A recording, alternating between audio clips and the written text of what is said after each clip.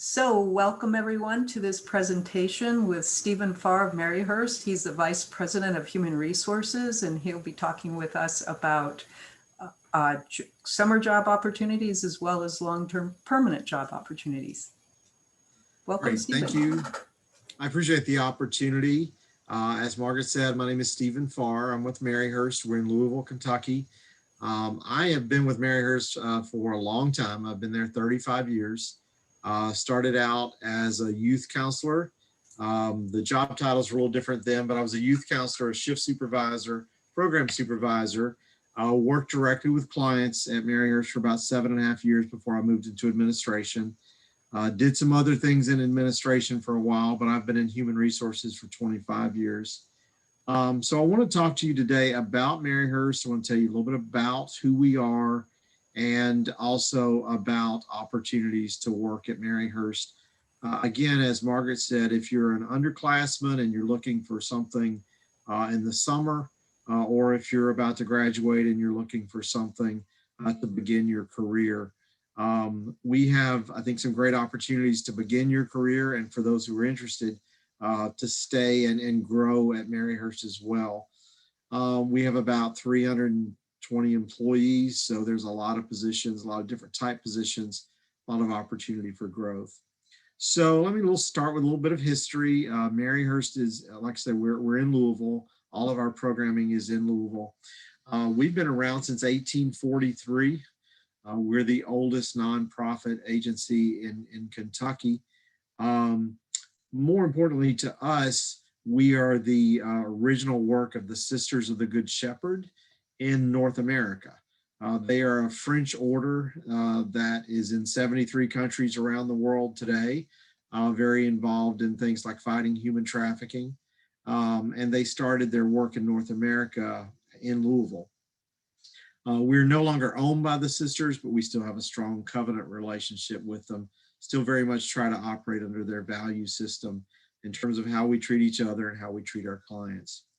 So Maryhurst really has two, I'll use the term lines of business, if you will. One of the things we do is outpatient counseling. We have about 320 clients. Welcome, Mackenzie. Hi. I'm Stephen Farr. So we're recording this at this point, so I'm just starting to do a little discussion of Maryhurst, and then we'll give you a chance to ask some questions here. So what I was starting to say is we kind of have two lines of business, if you will, at Maryhurst. We do outpatient counseling, and that's with children who are living in the community, living with their families. We have about 320 clients in that program. And so we're working with children there who may have some problems at school, some behavioral issues, whatever. We're trying to help that family work through those problems. What we're most known for is that we do residential treatment for adolescent girls who are victims of abuse and neglect. We can serve about 100 adolescent girls at a time. We're the largest provider of that service for adolescent girls in Kentucky. So on our main campus, which is in eastern Jefferson County is Louisville, we can serve about 60 girls. We have 5 cottages that they live in. Then we have 2 group homes in Louisville that serve about 10 girls each. And then we have 2 programs that we operate that are actually on the campus of another agency. And those 2 buildings serve 9 girls each. So altogether, it's around 100 girls that we can serve in residential treatment. So the positions that we are routinely recruiting for, the entry-level position, if you will, is a position called youth counselor. Those are folks who work with our girls in their living environment in the residential programs. So in each of those locations that I talked about, we have youth counselors that are there with them. It's mostly for we have second shift positions, which is evenings and weekends. And we have third shift positions. Don't actually have a lot of first shift positions because our girls are in school during the day. And so youth counselors are with the girls when their parents would be with them, essentially, which is evenings and weekends. The youth counselor role is a lot about building relationships with the girls. there's a lot of different tasks involved in the job. But really when it comes down to it, why are youth counselors there? They're there to build relationships with the girls, to model healthy relationships for them, because they haven't had a lot of healthy relationships with adults in their lives. So the youth counselors work with the entire group. So they do activities with them, they do some education groups with them, they eat dinner with them. Outside of COVID, they take them on outings. We haven't been able to do as much of that with COVID. And so you're working with the group. So that youth counselor role is the role where most people come into the agency. Some other roles that people move into from the youth counselor role, we have a shift supervisor position, also working in the group, but having some responsibility over the other youth counselors that are on duty on a given day, to kind of make sure the routine goes well, and they have some decision-making responsibility, et cetera. So that's someone who's been with us a little while. And then another position that we have that folks move into from the youth counselor role is a position called therapeutic behavioral support specialist. And that is a promotion. It's a higher paying position. But those are folks who they're in the group, but they're not working with the entire group. They're actually assigned to one client. So they are sort of specializing with her. They're with her, whatever activity she's doing, that's what they're doing, et cetera.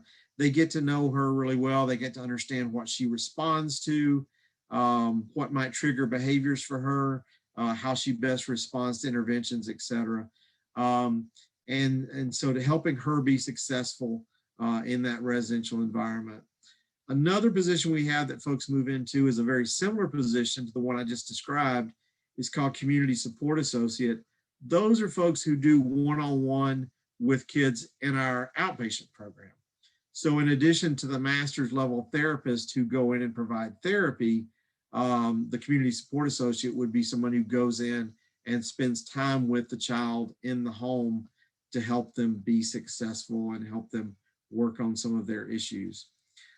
Those are all positions that people can move into even without a bachelor's degree, but they pay more for folks who have the bachelor's degree.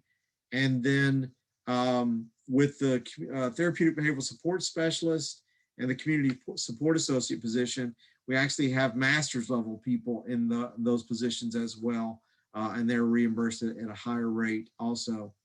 It's very common for someone to come to work for us as a youth counselor, either while they are in school or when they've just graduated, to sort of start their career. And it's what's also not unusual is for someone to, whether they start immediately or maybe give themselves a year in between, work as a youth counselor or in one of these other positions while they're working on a master's degree.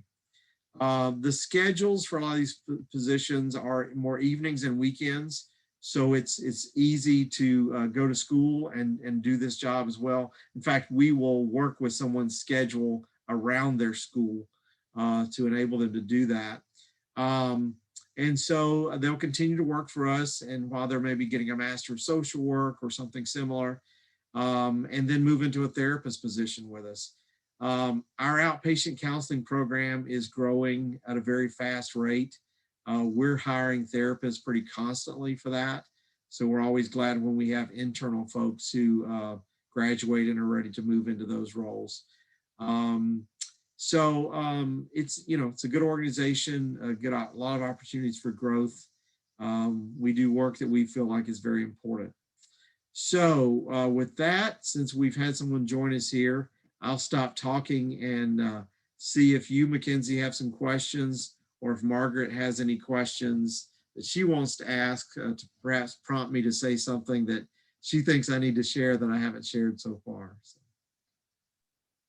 I do have a couple of questions. Okay. Do you want to go first, Margaret, or okay? In the entry level position, would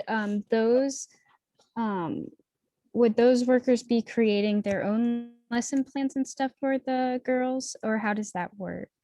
I mean, you're working as part of a team.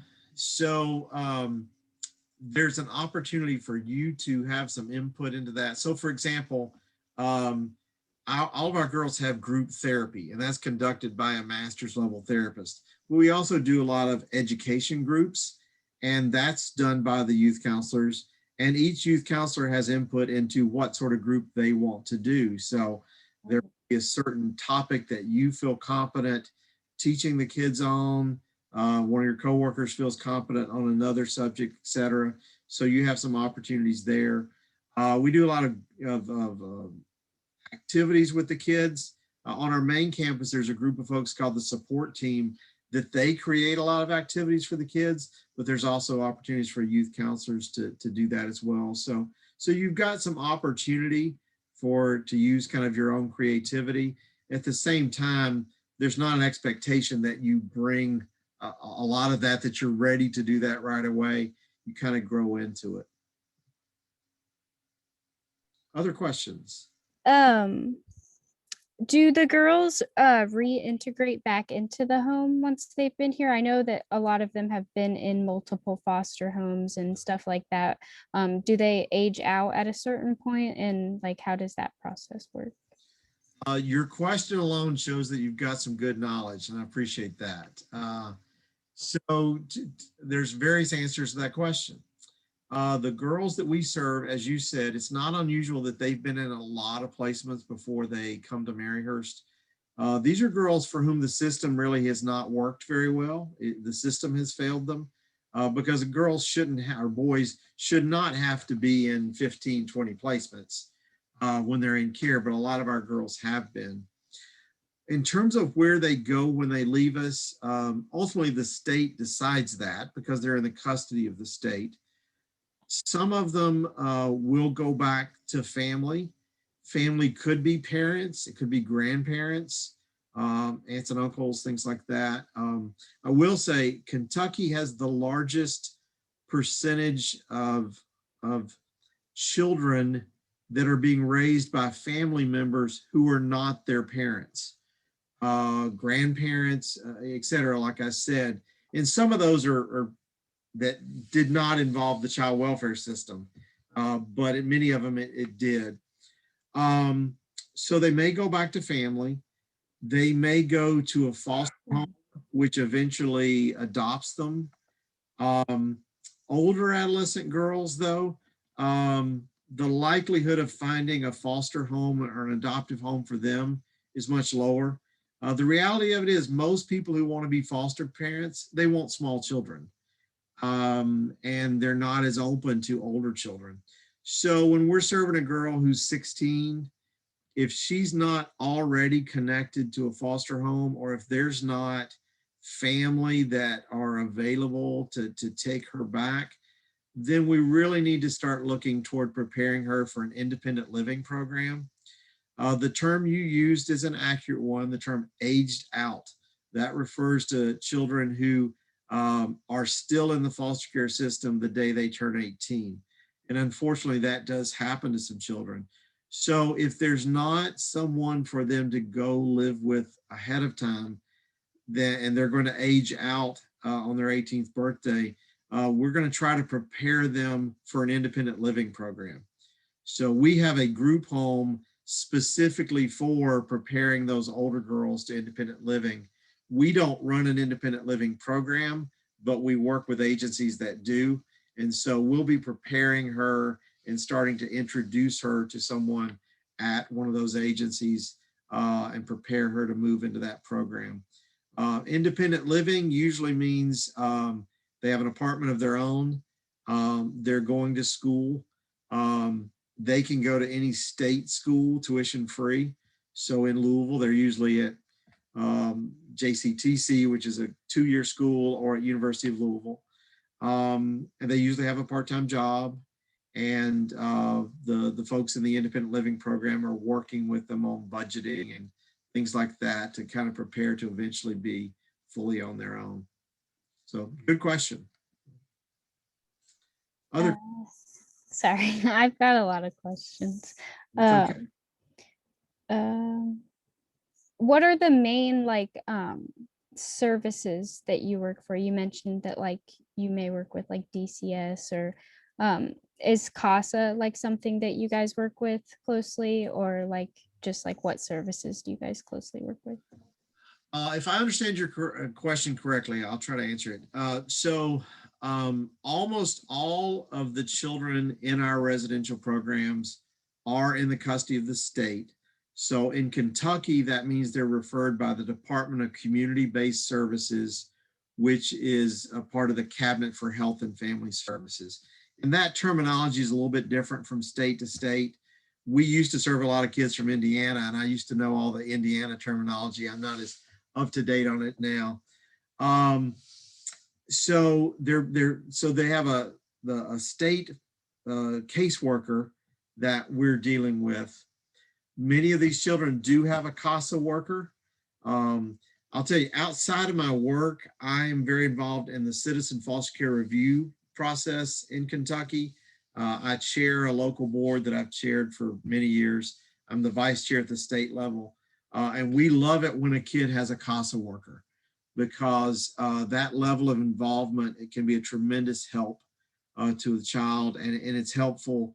The judges like it when there's a CASA worker, because it's a voice about that child that they really value, in terms of someone who very, very much understands what's going on and has a unique perspective on it.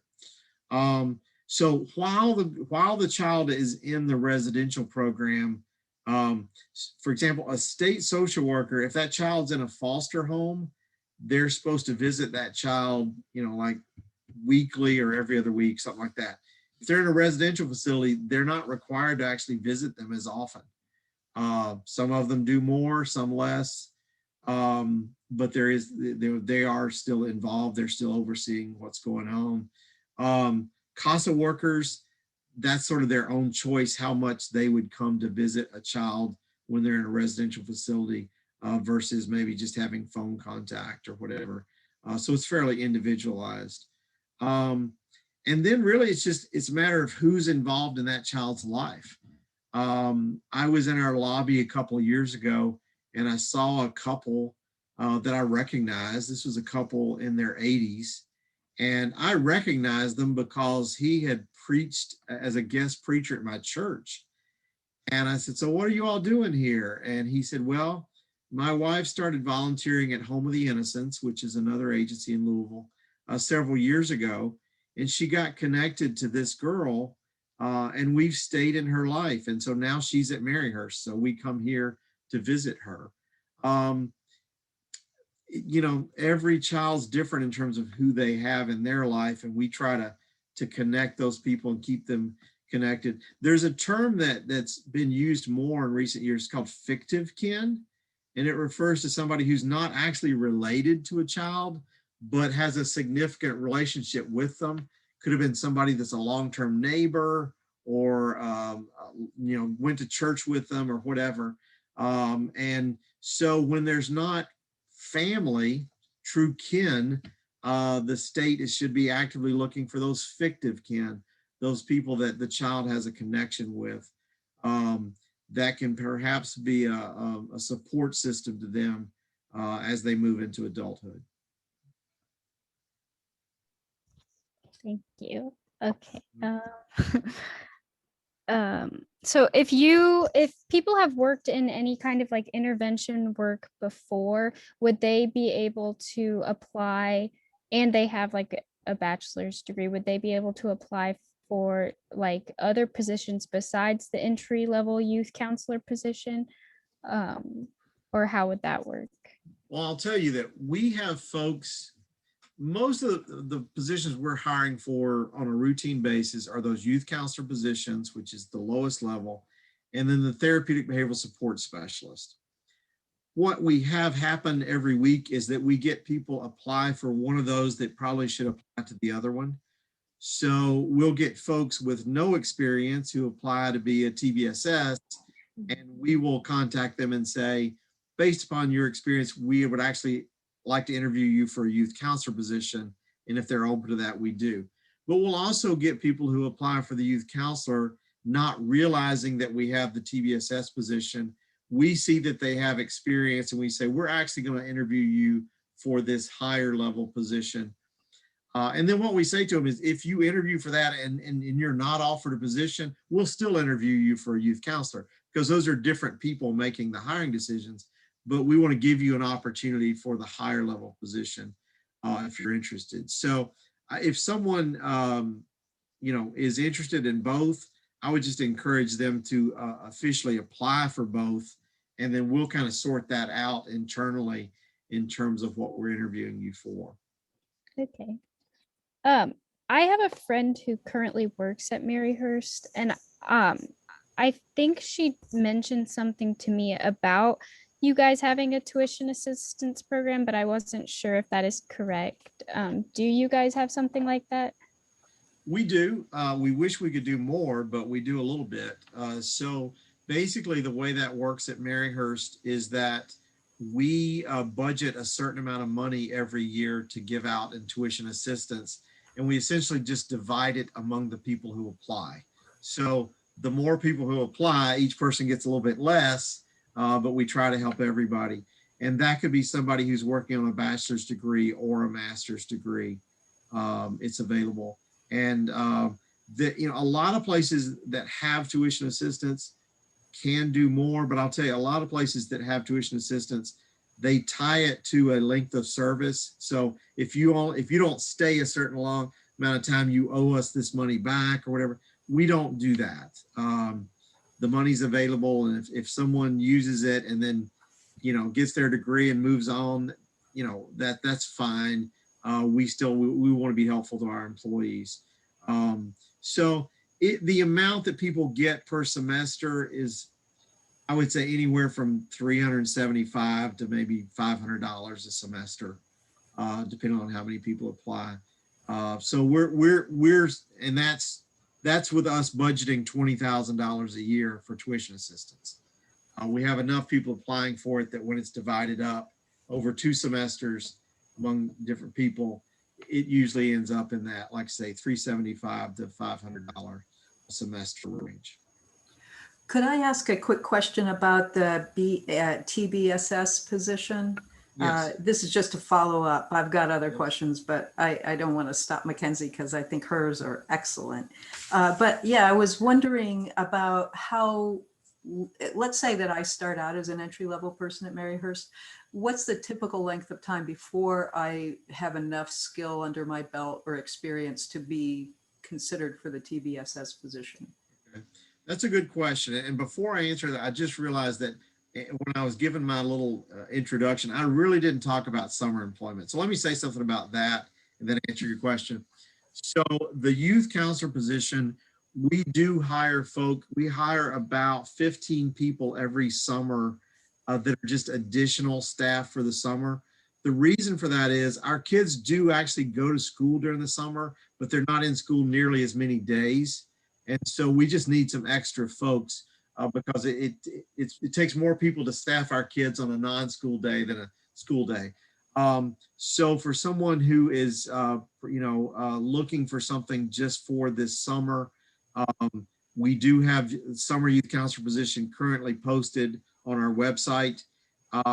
And that can be a good way to come into the organization, see if you like it. If you enjoy it, you can always come back the next summer or come back when you graduate. If not, if it's a learning experience, you learn a little more about what you like and what you don't, et cetera. But we do have those summer youth counselor positions. In answer to your question, Margaret, when someone comes into the organization as a youth counselor, they need to stay as a youth counselor for 6 months before we'll allow them to apply for other positions. And that could be a shift supervisor position or TBSS position, a CSA position, but usually we want them to be with us for 6 months. Now, that being said, when we're hiring folks in at the TBSS, usually we're looking for someone with a year of experience or more. An internal person who's got 6 months experience and their supervisor speaks well of their work, that's common for us to go ahead and move them into that position if they're interested. Is that also a second shift position, or You let me talk a little bit more about schedule. So a youth counselor, a full-time youth counselor usually works 4 shifts a week, and usually Monday through Thursday they work twice, and Friday through Sunday they work twice. So Monday through Thursday it would be like 2 to midnight or 2 to 11. Not everybody gets off at the exact same time. We kind of stagger it. And then on the weekend, they either work Friday evening, Sunday evening, or Saturday and Sunday. And Friday would be the 2 to midnight because it's a school day. But Saturday and Sunday, those would be 8-hour shifts. So they could work 8 to 4 in the daytime or 4 to midnight because our second shift staff sort of spread out and cover first and second on the weekend. TVSS usually works either Sunday through Thursday or Tuesday through Saturday, 12 to 8. The biggest difference there is the TVSS role is, as I said, it's very much about serving a specific child. And we want most of your shift to be face-to-face time with that child. So once that child goes to bed, you've got some documentation to do, but about a half an hour or so after that child's in bed, we don't have a need for TVSS to be there because we want most of your shift to be face-to-face with the child. So it starts during the school day and then goes into the evening and wraps up around the kid's bedtime. The youth counselors, their shift starts later. Their shift starts after school and would include after the kids are in bed, even up until the time the third shift folks come in. Thank you. All right. At some point, it would be really helpful if you could also talk about what the application process is and what the interview process is like. Okay, well, let me go ahead and do that, and then we'll see if they have more questions. First of all, as you can imagine with COVID, a lot more of this stuff is virtual than it was in the past. But even pre-COVID, we had actually moved to doing a lot more of our interviews by phone. So the application process, if you go to our website, which is maryhurst.org, and click on employment opportunities, you'll see all the positions that we have available. So you'll see summer youth counselor, you'll see second shift youth counselor, third shift youth counselor. And I will say, when you see the postings, it's for full-time, but if someone is actually interested in part-time work, you can tell us that when we schedule the interview, because we do have part-time positions as well. And basically you just fill out the application online, and then one of my staff would contact you usually within a business day. We would set up a first interview, and that would be by phone. If all goes well, we would do a second interview. If it looks like it's a good fit. The second interview would be with an actual supervisor. The first interview is with human resources. And then we would contact you and say, you know, we'd like to make you an offer. And then if you're interested in the position and you accept, you just let us know when you can start.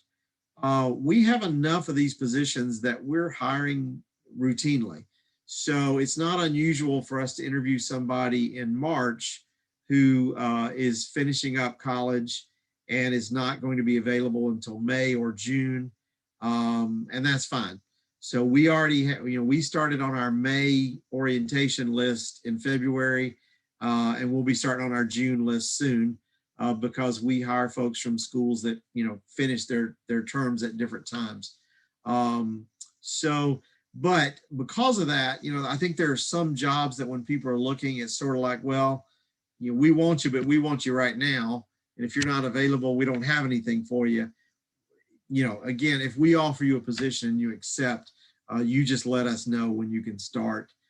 Sometimes we have folks who are finished in school and they actually planned on doing some traveling or something, and they say, well, I can't start till July.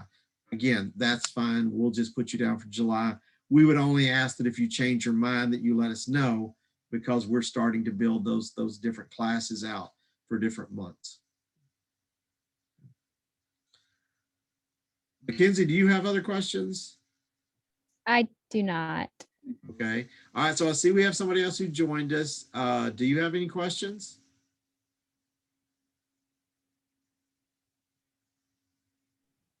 Not particularly. Yeah, I'm just kind of, general, came in for Okay. general information sort of thing. Okay. That's fine. That's fine. I just want to give you an opportunity.